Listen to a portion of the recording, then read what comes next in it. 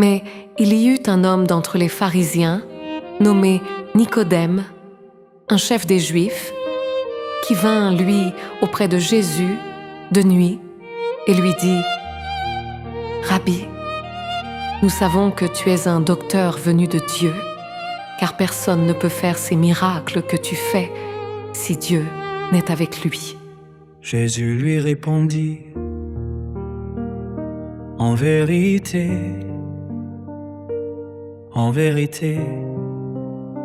je te le dis, si un homme naît de nouveau, il ne peut voir le royaume de Dieu.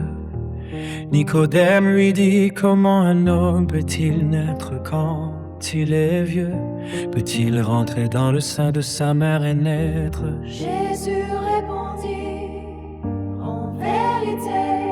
en vérité, je te le dis. Si un homme ne naît d'eau et d'esprit, il ne peut entrer dans le royaume de Dieu. Ce qui est né de la chair est chair, et ce qui est né de l'esprit est esprit. Ne t'étonne pas que je t'ai dit, il faut que vous naissiez de nouveau.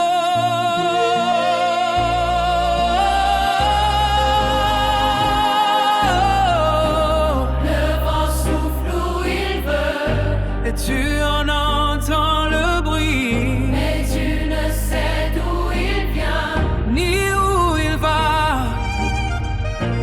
Il en est ainsi de tout homme qui est né de l'esprit. Nicodème lui dit : « Comment un homme peut-il naître quand il est vieux?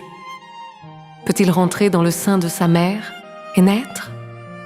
Jésus répondit : « en vérité, je te le dis, si un homme ne naît d'eau et d'esprit, il ne peut entrer dans le royaume de Dieu.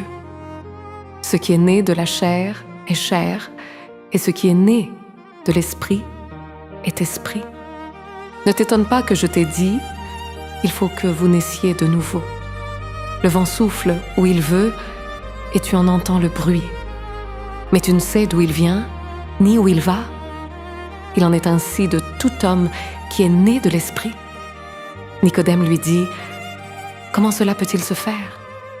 Jésus lui répondit : « Tu es le docteur d'Israël et tu ne sais pas ces choses.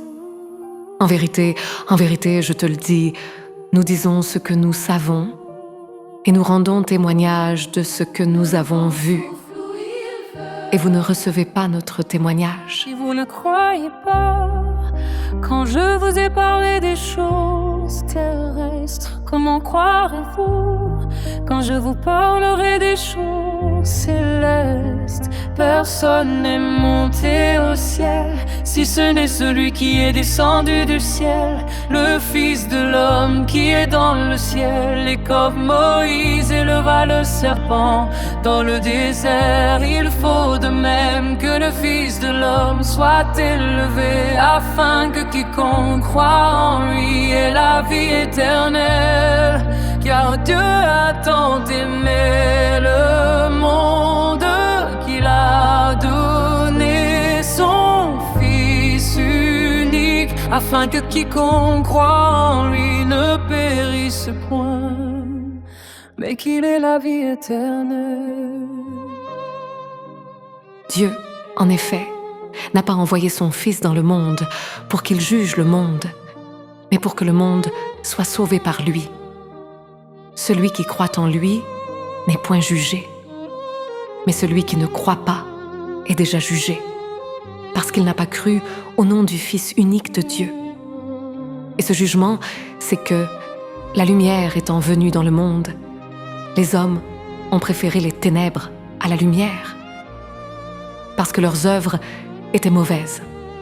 Car quiconque fait le mal est la lumière, et ne vient point à la lumière, de peur que ses œuvres ne soient dévoilées. Mais celui qui agit selon la vérité vient à la lumière, afin que ses œuvres soient manifestées, parce qu'elles sont faites en Dieu. Après cela, Jésus, accompagné de ses disciples, se rendit dans la terre de Judée. Et là, il demeurait avec eux, et il baptisait. Jean aussi baptisait à Hénon, près de Salim, parce qu'il y avait là beaucoup d'eau, et on y venait pour être baptisé. Car Jean n'avait pas encore été mis en prison. Or, il s'éleva de la part des disciples de Jean une dispute avec un juif touchant la purification. Ils vinrent trouver Jean et lui dirent « Rabbi, celui qui était avec toi au-delà du Jourdain et à qui tu as rendu témoignage, voici, il baptise, et tous vont à lui. » Jean répondit « Un homme ne peut recevoir que ce qui lui a été donné du ciel. Vous-même êtes témoin que je dis, je ne suis pas le Christ, mais j'ai été envoyé devant lui. Celui à qui appartient l'épouse, c'est l'époux, mais l'ami de l'époux, qui se tient là et qui l'entend, éprouve une grande joie à cause de la voix de l'époux. Aussi cette joie qui est la mienne est parfaite. Il faut qu'il croisse et que je diminue. Celui qui vient d'en haut est au-dessus de tout. Celui qui est de la terre est de la terre, et il parle comme étant de la terre. Celui qui vient du ciel est au-dessus de tous. Il rend témoignage de ce qu'il a vu et entendu, et personne ne reçoit son témoignage. Celui qui a reçu son témoignage a certifié que Dieu est vrai, car celui que Dieu a envoyé dit les paroles de Dieu, parce que Dieu ne lui donne pas l'esprit avec mesure. Le Père aime le Fils, et il a remis toutes choses entre ses mains. Celui qui croit au Fils a la vie éternelle.